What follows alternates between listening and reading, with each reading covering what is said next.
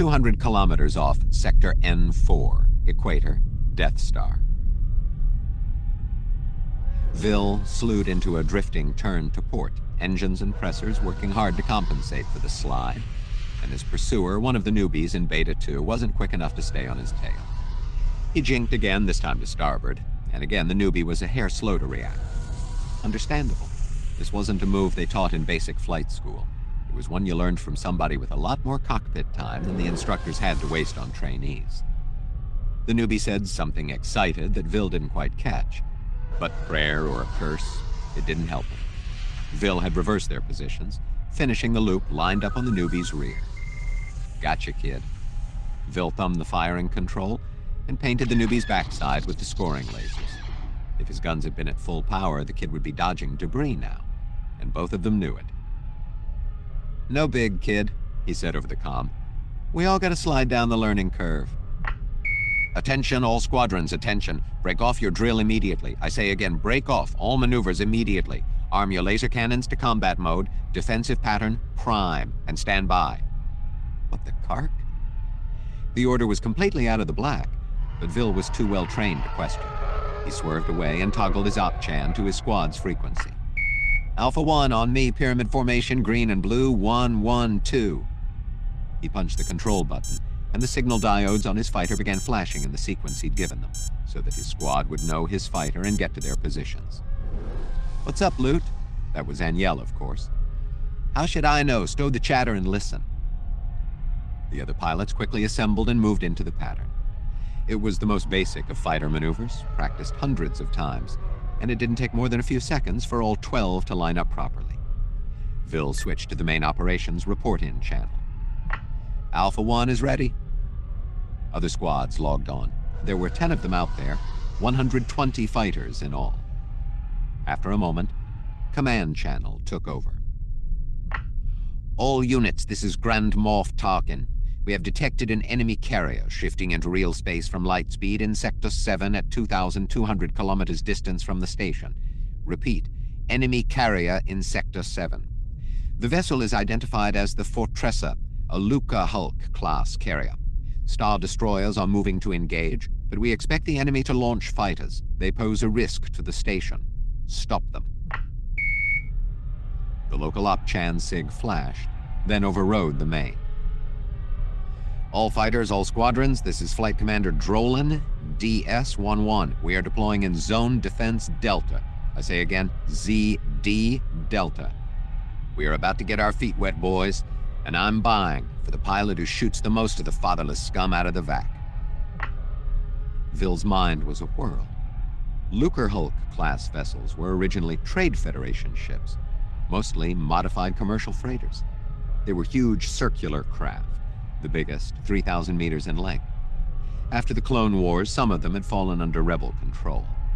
Unless the Alliance had done some major refitting, they weren't heavily armed, nor were they well shielded compared with the Star Destroyer, but they could carry a lot of fighters. Originally, they'd spaced Vulture droids, but the rebels would have no doubt switched to X-Wings. There might be 1,000 of them in that ship, maybe more. Vil swallowed, his throat suddenly dry. This was it. The real thing, a full-scale engagement, and his squad was going to be among the first ones to arrive at the party. It was both exciting and terrifying.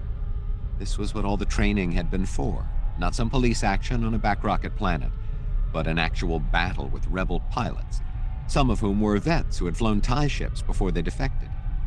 This wouldn't be like shooting targets on a range or painting newbies with low-powered beams. This was do or die. This was why Vil Dance had signed on. Now it was time to see who had the right stuff and who didn't. Command Center, Overbridge, Death Star. "Our first wave of TIE fighters will arrive on Zone Station momentarily, sir. We have scrambled an additional 1,000 craft from the station." Admiral Motti didn't seem disturbed, but then he didn't have the primary responsibility. Tarkin did, and he was most aware of that as he looked at the hologram shimmering over the operations theater projection. He wasn't really surprised, however. He had halfway expected something like this for weeks, ever since they had lost the Undauntable to sabotage. The rebels, Some faction of them, at least, knew they were here, else they would not have been able to blow the ship up. Strategically, it made sense to attack the station now before it was fully finished and operational. Tactically, a carrier was the smartest way. It would cost much, if not most, of the entire rebel fleet to get past the Star Destroyers posted here in order to engage the battle station directly. But out of 1,000 fighters or more, some might get by the TIE squads and inflict damage, even if the mothership was taken out. Maybe not enough to destroy it, but if they could slow construction, that would be a victory of sorts. The lieutenant running the sensor array said, "Sir, the first wave of enemy fighters has left the carrier. 250 X-Wings. Sir, the enemy has disgorged a second wave. That makes 500 fighters," the sensor technician said. "We'll put a stop to that." To Mati, he said, "Admiral, have the Star Destroyers stand down. Break off their intercept." "Sir?" Mati looked at him as if he had just turned into a purple-dyed Wookiee. Tarkin smiled. He moved his hand over his comm. "Super laser control," came the response.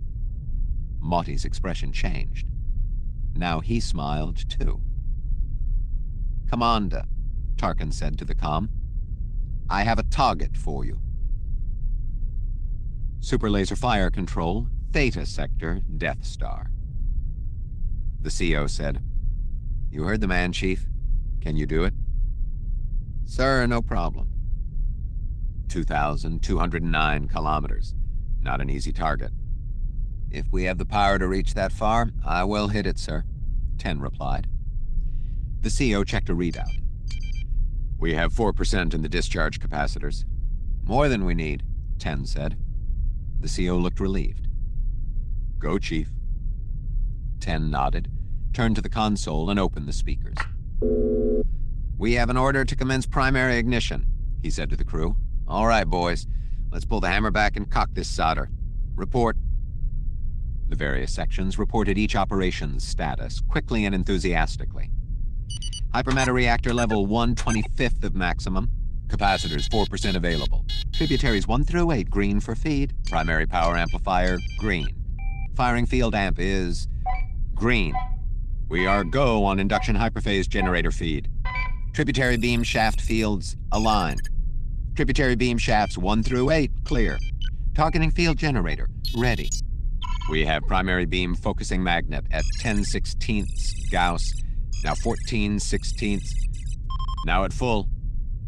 10 scanned his board. All green. 28 seconds.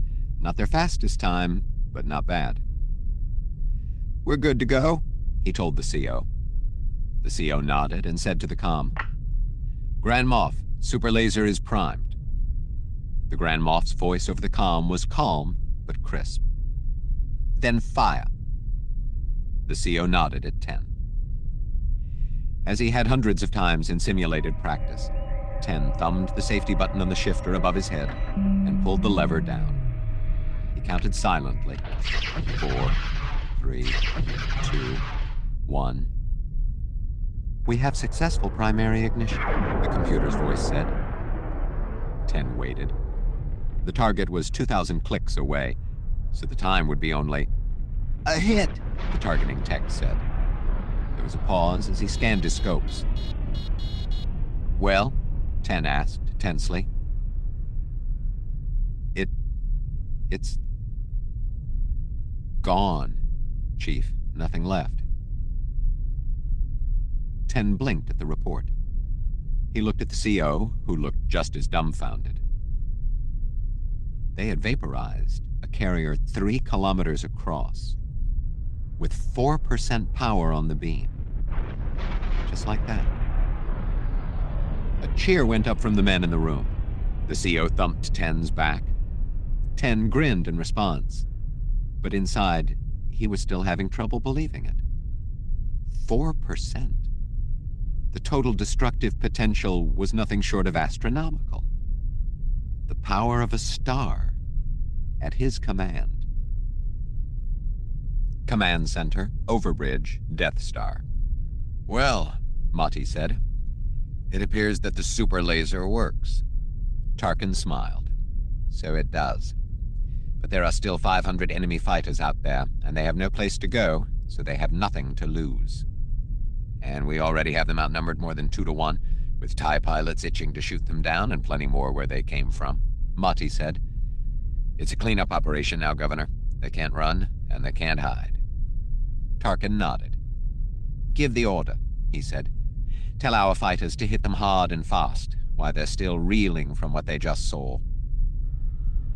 1,000 kilometers off the Death Star. The first wave of X-Wings outnumbered the line of TIE fighters 2 to 1, but they were flying non-evasive, hoping, Vil guessed, to blow right past the defenders. That wasn't going to happen. Vil targeted the first X-Wing to get within range, fired, and blew it apart. Just like that.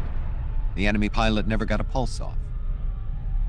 With zone defense, you moved around, but you held a certain position within specified limits. The X-Wings were trying to get past, not engage. They shot if a TIE was right in front of them to clear a path, but they didn't deviate from their trajectories. They were intent on the Death Star. That made them easy targets. What kind of lunatic strategy was that? Vil quickly took out a second ship, then a third. Behind him, the battle station had scrambled more TIE ships, and behind the X-Wings, the Star Destroyers were sending out even more. Very soon the odds would be even, if not in the Empire's favor. The flight commander's voice crackled in his ears. "Alpha 1, Beta 1, Gamma 1, Delta 1, break zone and pursue targets of opportunity." Drolan intended for his units to collect as many of the kills as possible, Vil knew. The next wave would stop any who got past, but folks late to the game weren't going to have anything to shoot at when they got here. Vil shrugged. If the rebels were intent on suicide, then his men would be glad to oblige them. He blipped his squad. "Alpha 1, you heard the man. Fan out and take them apart. 10-click global pattern. Don't get too far away." He heard the chorus of "Copy, Lieutenant," as he pulled his TIE around and started chasing the X-Wings. It wasn't a battle, it was a massacre. The X-Wings were so intent on hitting the station that they didn't fight back. The 80 or so that Vil's wave couldn't collect were cut to pieces by the next wave of TIEs coming from the Death Star. The second wave of X-Wings didn't get a single fighter past the Star Destroyer's TIE squadrons. When it was done, Vil had 10 kills, duly recorded by his nose cam and logged into his file. 5 kills made you an ace. Just like that, Lieutenant Dance had become a double ace, as had more than a few others. The total number of TIE fighters lost was fewer than 100. It had been his first real battle against the rebels, but Vil took no pride in it. It had been easy. Far too easy.